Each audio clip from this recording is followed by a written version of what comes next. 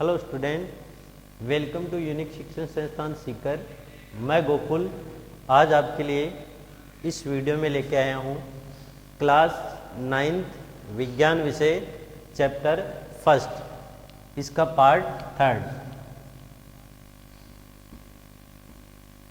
Part 2 हमने पढ़ लिए हैं, आज हम पार्ट थर्ड पढ़ेंगे। इसमें जो हम पढ़ने वाले हैं वो हम पढ़ेंगे वाष्पीकरण। वाष्पीकरण होता क्या है, उसके बाद में हम देखेंगे वायुमंडलीय दाब, वाष्पीकरण को प्रभावित करने वाले कारक। उसके बाद में जैसे पहला कारक है सतही क्षेत्रफल, सेकंड है तापमान में वृद्धि, थर्ड है वायु की गति में वृद्धि और चौथा जो है वो है आर्द्रता में कमी।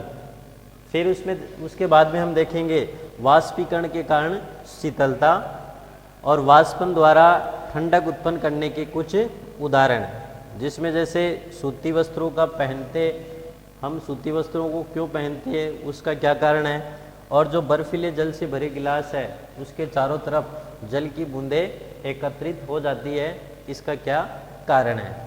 उसके बाद में हम देखेंगे पदार्थ की जो 3 अवस्थाएं हमने अच्छे से देखी, अब कुछ 2 अवस्थाएं और है जैसे प्लाज्मा है और बीईसी बोस-आइंस्टाइन कंडेंसेट, उसके बारे में चर्चा करने वाले हैं। सबसे पहले आता है वाष्पीकरण, वेपोराइजेशन। वाष्पीकरण किसे कहते हैं ये सबसे पहले पता होना चाहिए।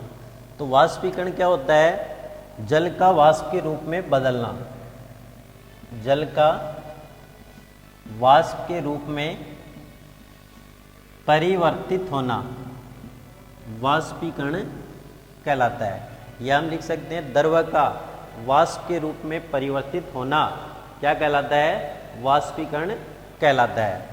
और यदि इसको मुख्य परिभाषा के रूप में लिखे तो हम क्या लिख सकते हैं, क्वथनांक से कम तापमान पर, क्वथनांक से कम तापमान पर द्रव का वाष्प के रूप में परिवर्तित होना वाष्पीकरण कहलाता है, वाष्पीकरण कहलाता है। क्वथनांक से कम तापमान पर द्रव का वाष्प के रूप में परिवर्तित होना। तो क्वथनांक से तापमान कम क्यों होना चाहिए इसके बारे में हम देखते हैं। जैसे हमने एक पात्र लिया, अब इस पात्र के अंदर हमने भर लिया जल, तो जल जो है वो द्रव के रूप में इसके अंदर हमने भर लिया। अब नीचे से दल या जो द्रव है, जो जल है, उसको क्या करते हैं, गर्म करते हैं। तो गर्म करते हैं तो एक ताप ऐसा आता है, इस ताप पर ये जो जल है वो वाष्प के रूप में परिवर्तित होने लगता है। तो जल जो है उसका जो क्वथनांक होता है वो कितना होता है, 100 डिग्री सेंटीग्रेड, या इसको हम 373 केल्विन, 373 केल्विन।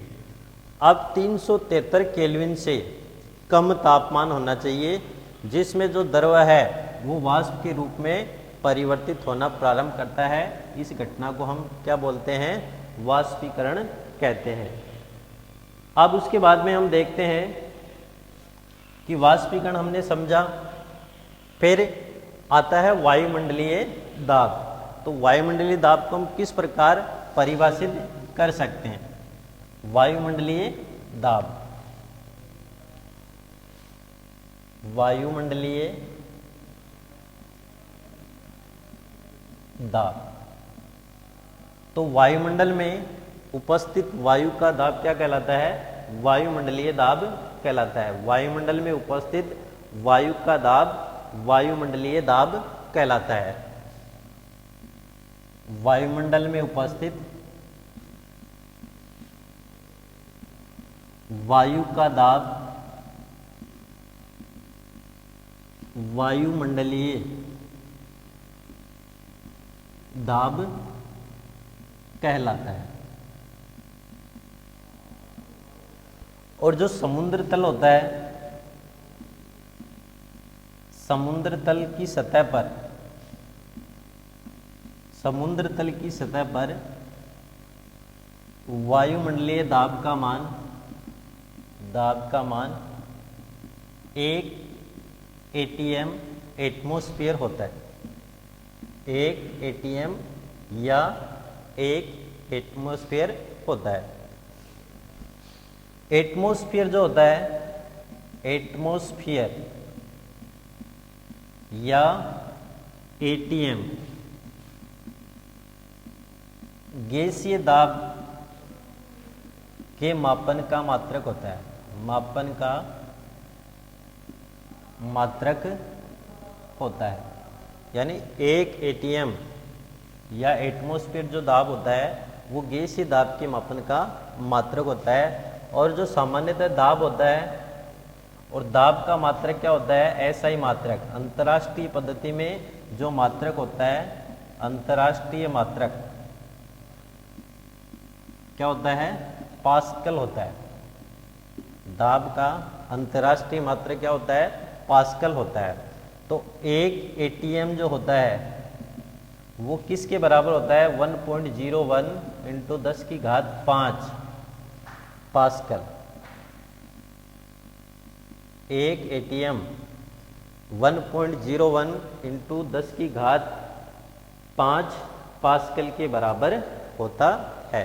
तो इस प्रकार हमने जाना कि वाष्पीकरण होता क्या है और वायुमंडलीय दाब है उसको हम किस प्रकार परिभाषित कर सकते हैं, और जो गैसीय दाब हो उसका मात्रक क्या होता है, एटमॉस्फेयर होता है। और सामान्यतः दाब का मात्रक क्या होता है, SI जो मात्रक होता है वो होता है पास्कल। और 1 ATM जो होता है उसमें 1.01 × 10⁵ पास्कल होता है। तो ये क्वेश्चन है वो परीक्षा में पूछा जाता है कि 1 ATM बराबर कितने पास्कल होते हैं। अब हम आगे अगला जो पॉइंट है, वाष्पीकरण को प्रभावित करने वाले कारक, कि वाष्पीकरण जो है उसको कौन कौन से कारक प्रभावित कर सकते हैं। सबसे पहले हम पढ़ेंगे सतही क्षेत्रफल। वाष्पीकरण को प्रभावित करने वाले कारक, जिसमें हम पहला पढ़ेंगे सतही क्षेत्रफल। तो सतही क्षेत्रफल है वाष्पीकरण को किस प्रकार प्रभावित करता है। तो हमें पता है कि वाष्पीकरण एक सतही प्रक्रिया है, सतही प्रक्रिया है। कैसे है, जैसे हमने एक पात्र लिया, अब इस पात्र में हमने जल भर दिया। अब जैसे जल भरते हैं इसको नीचे से हम क्या करते हैं, बर्नर की सहायता से गर्म करते हैं। तो गर्म करते हैं तो ये जो जल की सतह होती है, इस सतह के जो कण होते हैं वो सर्वप्रथम क्या होते हैं, वाष्प के रूप में परिवर्तित होना शुरू करते हैं और खुले वायुमंडल में चले जाते हैं। और नीचे के जो कण होते हैं इसमें वाष्पीकरण की प्रक्रिया नहीं होती है, इनको सिर्फ क्या मिलती है, ऊर्जा मिलती है। जैसे सबसे पहले ऊष्मा है कहाँ मिलेगी, इन नीचे वाले कणों पर, और जैसे जैसे इनकी ऊष्मा मिलती जाएगी कणों की गतिज ऊर्जा में क्या होगी, वृद्धि होगी, और कण क्या होंगे, चारों दिशाओं में गति करने लगते हैं और ये ऊर्जा है उसका ट्रांसफर करते रहते हैं। और अंत में जो सतह के ऊपर कण होते हैं उनको ये ऊर्जा मिलती है और ये जो कण है वो धीरे धीरे वाष्प में परिवर्तित होने लगते हैं। इसलिए हम कह सकते हैं कि वाष्पीकरण की प्रक्रिया क्या है, एक सतही प्रक्रिया है। कैसे, अब जैसे एक कपड़ा होता है, कपड़े को सुखाते हैं, तो सुखाने के लिए हम उसे क्या कर देते हैं, फैला देते हैं, फैला देते हैं। फैला देने से क्या होगा कि उसका सतही क्षेत्रफल बढ़ जाता है, और सतही क्षेत्रफल बढ़ जाता है तो वाष्पीकरण की जो दर होती है वो भी क्या होगी, बढ़ जाएगी। और वाष्पीकरण की दर जैसे ही बढ़ती है तो कपड़ा धीरे धीरे क्या होता है, जल्दी सूख जाता है। इसलिए सतही क्षेत्रफल बढ़ने से वाष्पीकरण की दर क्या होती है, बढ़ती है। सेकंड इसके अंदर हम पढ़ेंगे तापमान में वृद्धि। तापमान में वृद्धि, यदि तापमान में वृद्धि होती है तो वाष्पीकरण की दर क्या होती है, अधिक होती है। जैसे जो गर्मियों का दिन होता है तो गर्मियों के दिनों में वायुमंडल का तापमान बढ़ जाता है और वायुमंडल के तापमान में वृद्धि होने के कारण, तापमान में वृद्धि होने के कारण वाष्पीकरण की दर क्या होगी, बढ़ेगी। तो वाष्पीकरण की दर क्या होगी, वाष्पीकरण की दर बढ़ जाती है। तो तापमान अधिक होने के कारण वाष्पीकरण की दर बढ़ जाती है। इसलिए गर्मियों में कपड़े जल्दी सूख जाते हैं। गर्मियों में कपड़े जल्दी सूख जाते हैं। किसके कारण, वाष्पीकरण की दर अधिक होने के कारण। तो हम कह सकते हैं कि वायुमंडल के तापमान में वृद्धि होने के कारण वाष्पीकरण की दर है वो क्या होती है, बढ़ जाती है। फिर आती है वायु की गति में वृद्धि। थर्ड जो है वाष्पीकरण को प्रभावित करने वाला कारक वो है वायु की गति में वृद्धि। वायु की गति में वृद्धि, वाष्पीकरण की जो दर होती है वो वायु की गति में वृद्धि के कारण बढ़ती है। यदि वायुमंडल में वायु की गति अधिक हो तो वाष्पीकरण की दर बढ़ जाती है। वाष्पीकरण की दर बढ़ जाती है। तो हम बोल सकते हैं यदि वायुमंडल, जैसे एक कपड़ा सामान्य जहाँ पे पंखा नहीं चल रहा है वहाँ पे रख दो फैला के, और एक कपड़ा जहाँ पे पंखा चल रहा है वहाँ पे रख देते हैं, तो सबसे पहले जो कपड़ा है वो कौन सा सूखेगा, जहाँ पे पंखा चल रहा है। क्यों? क्योंकि पंखा चलता है तो वायु की गति में क्या होती है, वृद्धि होती है, और वृद्धि होती है तो कपड़ा जल्दी सूख जाता है। तो इसको हम इस उदाहरण से समझ सकते हैं। तो हम कह सकते हैं कि वायुमंडल में वायु की गति अधिक होने के कारण वाष्पीकरण की दर जो है वो बढ़ जाती है। फिर अगला इसके अंदर हम पढ़ने वाले हैं जो चौथा है वो आता है आर्द्रता में कमी। आर्द्रता में कमी, आर्द्रता किसे कहते हैं, सबसे पहले ये जानना अति आवश्यक है। आर्द्रता, जिसको हम सामान्यतः नमी भी कहते हैं, तो आर्द्रता होती है वायुमंडल में उपस्थित जल वाष्प की मात्रा को आर्द्रता कहते हैं। तो हम इसको कैसे परिभाषित कर सकते हैं, इसको लिख सकते हैं वायुमंडल में उपस्थित जल वाष्प की मात्रा को आर्द्रता कहते हैं। वायुमंडल में उपस्थित जल वाष्प की मात्रा को आर्द्रता कहते हैं। यदि वायुमंडल में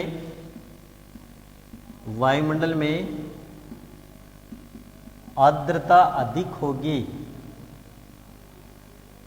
यदि वायुमंडल में आर्द्रता अधिक होती है तो वाष्पीकरण की दर क्या हो जाती है, कम हो जाती है। वाष्पीकरण की दर कम हो जाती है।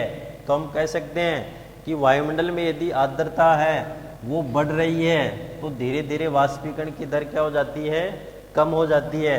इसके लिए हम ऐसे समझ सकते हैं, जैसे जो बारिश का दिन होता है, वर्षा ऋतु होती है, उस ऋतु में वायुमंडल में क्या होती है, आर्द्रता अधिक होती है, और आर्द्रता अधिक होगी तो वाष्पीकरण की दर कम हो जाती है, जिसके कारण जो है कपड़े हैं वो जल्दी नहीं सूख पाते हैं। तो हम कह सकते हैं कि यदि वायुमंडल में आर्द्रता या नमी बढ़ती है तो वाष्पीकरण की दर है वो धीरे धीरे कम हो जाती है। उसके बाद में हम पढ़ते हैं वाष्पीकरण के कारण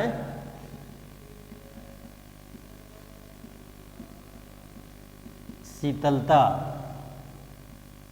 तो जब वाष्पीकरण की प्रक्रिया होती है वायुमंडल में तो हमें शीतलता या ठंडक का अनुभव होता है। तो हम इसको किस प्रकार परिभाषित कर सकते हैं, तो इसके लिए हम एक उदाहरण के द्वारा समझ सकते हैं। जैसे मान लो हमारे पास कोई पात्र है,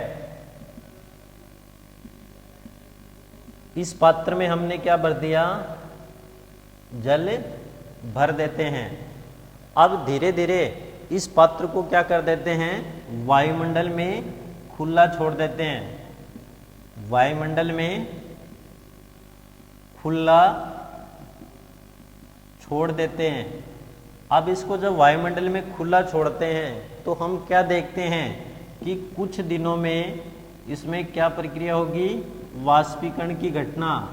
और वाष्पीकरण की घटना होने के कारण ये जो जल है वो धीरे धीरे किस में परिवर्तित होने लगेगा, जलवाष्प में। और जलवाष्प हल्की होने के कारण वायुमंडल में चली जाती है।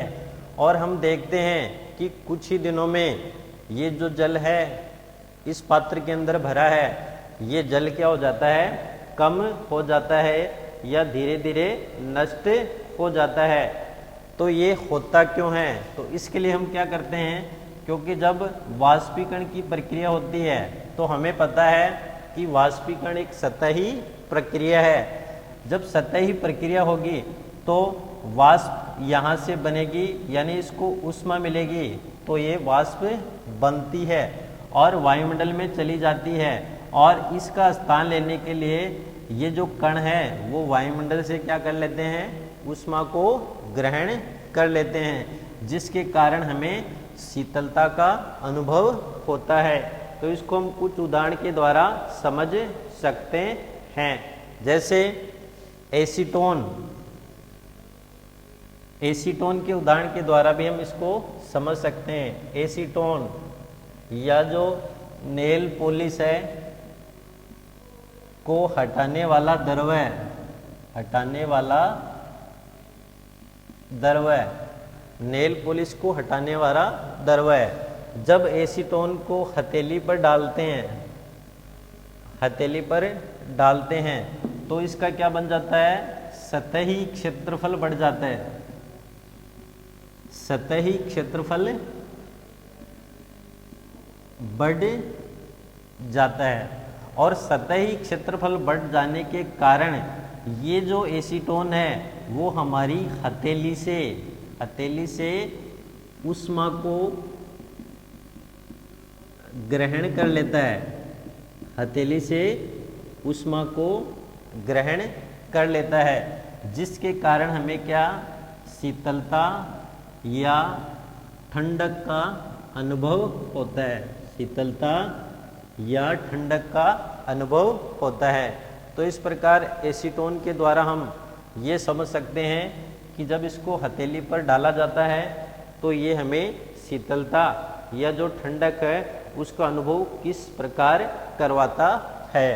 इसी प्रकार हम देख सकते हैं कि तेज धूप वाले दिनों में छतें क्या हो जाती है, गर्म हो जाती है। छतें गर्म हो जाती है तो उसके ऊपर हम ठंडे जल का छिड़काव करते हैं और हमें कुछ समय पश्चात ठंडक का अनुभव होता है। ऐसा क्यों होता है, क्योंकि धूप वाले दिनों में वाष्पीकरण की दर क्या होती है, अधिक होती है, जिसके कारण जो वाष्पीकरण की गुप्त ऊष्मा जो होती है और उस गुप्त ऊष्मा के कारण हमें शीतलता का अनुभव होता है। वाष्पीकरण की गुप्त ऊष्मा के कारण, वाष्पीकरण की गुप्त ऊष्मा के कारण हमें शीतलता का अनुभव होता है, शीतलता का अनुभव होता है। तो इस प्रकार हम समझ सकते हैं कि वाष्पीकरण के कारण हमें शीतलता है वो किस प्रकार प्राप्त होती है। फिर लास्ट में इस चैप्टर का जो अंतिम पॉइंट है वो हम देखेंगे, वाष्पन द्वारा ठंडक उत्पन्न करने के कुछ उदाहरण।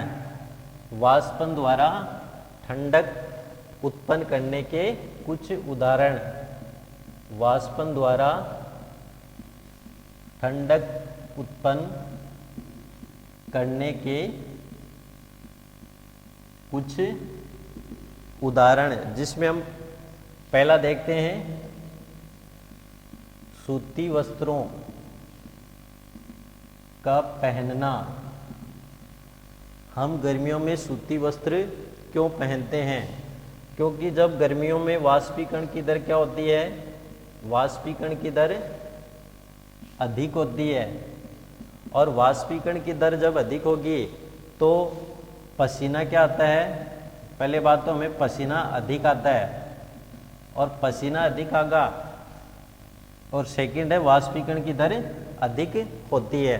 तो पसीना जो होता है वो हमारे जो सूती कपड़े के छिद्रों में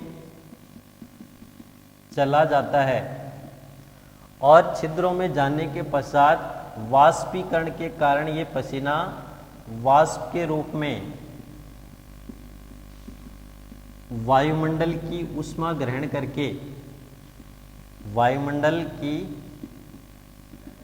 ऊष्मा ग्रहण करके वाष्प में परिवर्तित होने लग जाता है, और इसके स्थान पर जो वायुमंडल की ऊष्मा है या वायुमंडल में जो जलवाष्प के कण हैं वो आ जाते हैं, जिससे हमें शीतलता या ठंडक का अनुभव होता है। इसलिए हम कह सकते हैं कि गर्मियों में सूती कपड़े पहनना उत्तम होता है। क्यों? क्योंकि पहला है गर्मियों में पसीना अधिक आता है गर्मी के कारण, और दूसरा है वाष्पीकरण की दर अधिक हो जाती है। और जब पसीना अधिक आता है तो ये जो पसीना है कपड़े के जो छिद्र होते हैं उसमें चला जाता है, और वहाँ से ये शरीर की क्या करता है? ऊष्मा को ग्रहण करता है और वाष्प में परिवर्तित हो जाता है। उसके स्थान पर जो वायुमंडल की ऊष्मा है वो स्थान लेने के लिए आ जाती है, और हमें शीतलता का एहसास होता है या एहसास कराती है। इसी प्रकार एक अन्य उदाहरण के द्वारा भी इसको हम समझ सकते हैं। जैसे बर्फीले जल से भरे गिलास में, बर्फीले जल से भरे गिलास की सतह पर जल की बूंदों का एकत्रित होना, जल की बूंदों का एकत्रित होना या पानी की बूंदों का एकत्रित होना। तो हमें पता है जब ठंडा गिलास होता है, जैसे एक कांच का पात्र है, इसमें हमने ठंडा जल भर दिया। अब ठंडा जल भरते ही ये जो गिलास की सतह होती है वो क्या हो जाती है? ठंडी हो जाती है, यानी यहाँ जो ऊष्मा है उसका मान क्या हो जाता है? कम हो जाता है। तो इस ऊष्मा के मान को यानी प्रस्तुत ऊष्मा के बराबर करने के लिए वायुमंडल की जो ऊष्मा है, वायुमंडल की ऊष्मा या जो जलवाष्प है वो यहाँ पे आके, वायुमंडल की जलवाष्प यहाँ पे आती है, और यहाँ का तापमान अधिक होने के कारण वो क्या हो जाती है? ठंडी हो जाती है। और जब ठंडी हो जाएगी तो हम देखते हैं कि जलवाष्प जब ठंडा किया जाता है तो वो धीरे धीरे जल में परिवर्तित होने लगती है, और यहाँ पे कुछ समय पश्चात जल की बूंदें एकत्रित हो जाती है। तो इस प्रकार हमने वाष्पीकरण और उसको प्रभावित करने वाले कारक देखे, और अंत में उसमें एक जो अवस्थाएं बच गई थी चैप्टर में, हमने पदार्थ की मुख्यतः 3 अवस्थाएं देखी थी, ठोस, द्रव व गैस। इसके अलावा भी पदार्थ की 2 अन्य अवस्थाएं होती है, एक होती है प्लाज्मा और दूसरी होती है बीईसी। इसको हम लिख सकते हैं Bose Einstein condensate, BEC Bose Einstein condensate. सबसे पहले आती है प्लाज्मा, जो नियॉन बल्ब होता है, नियॉन बल्ब या जो फ्लोरोसेंट ट्यूब होती है, नियॉन बल्ब या फ्लोरोसेंट ट्यूब होती है। इस नियॉन बल्ब में नियॉन जो अक्रिय गैस होती है वो भरी जाती है और जो फ्लोरोसेंट ट्यूब होती है उसके अंदर हीलियम गैस भरी जाती है। और जब इसमें विद्युत ऊर्जा या विद्युत धारा प्रवाहित करते हैं, विद्युत ऊर्जा प्रवाहित करते हैं, तो ये गैसें क्या हो जाती है, आयनीकृत हो जाती है। और आयनीकृत होने के पश्चात एक चमकीले पदार्थ प्लाज्मा का निर्माण करती है। तो ये प्लाज्मा अवस्था है, उसको हम प्रयोगशाला में बना सकते हैं। अब जो इसके कुछ उदाहरण हैं, जैसे तारे हैं, जो अंतरिक्ष में जो तारे हैं कि जो चमक होती है या जो सूर्य की चमक होती है वो किसके कारण है, प्लाज्मा के कारण होती है। तारे व जो चमक होती है वो पदार्थ की चौथी अवस्था प्लाज्मा के कारण होती है। और पदार्थ की जो अंतिम अवस्था है वो क्या है, बीईसी, बोस आइंस्टाइन कंडेंसेट, ये पदार्थ की अंतिम अवस्था है। तो ये वैज्ञानिक सत्येंद्र नाथ बोस, इसने इस अवस्था को बताया था। और इसकी अवधारणा है वो आइंस्टीन नामक वैज्ञानिक ने प्रस्तुत की थी। इसकी अवधारणा बीईसी की, और सत्येंद्र नाथ बोस ने इसके बारे में बताया था। ये जो अवस्था होती है उसको कैसे प्रयोगशाला में किस प्रकार निर्मित कर सकते हैं, तो इसको हम ऐसे लिख सकते हैं, वायु के घनत्व के 1,00,000वें, वायु के घनत्व के 1,00,000वें भाग जितने कम घनत्व वाली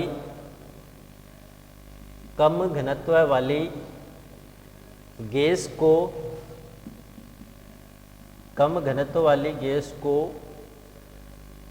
बहुत ही कम तापमान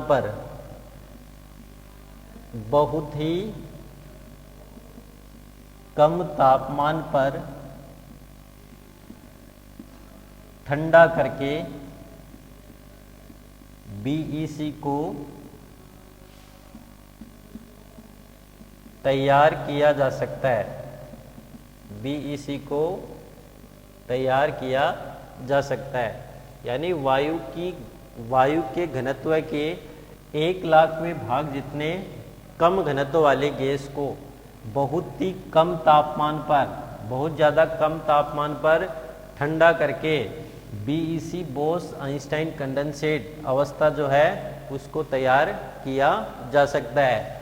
इस प्रकार हमने इस चैप्टर में पढ़ा वाष्पीकरण क्या होता है, वायुमंडलीय दाब क्या होता है, और गैसीय दाब का मात्रक एटमॉस्फेयर होता है, और ये एटमॉस्फेयर है वो सामान्य दाब के बराबर होता है, उसका मान कितना होता है वो हमने पढ़ा। उसके बाद में हमने पढ़ा वाष्पीकरण को प्रभावित करने वाले कारक और वाष्पीकरण के कारण शीतलता, और अंत में हमने पढ़ा वाष्पन द्वारा ठंडक उत्पन्न करने के कुछ उदाहरण, जैसे गर्मियों में सूती कपड़े क्यों पहने जाते हैं। इसी प्रकार जो बर्फीले जल है उससे भरे जो पात्र है उसके चारों तरफ जल की बूंदें एकत्रित हो जाती है। और लास्ट में हमने पदार्थ की जो दो अन्य अवस्थाएं हैं प्लाज्मा और बीईसी इसके बारे में अध्ययन किया।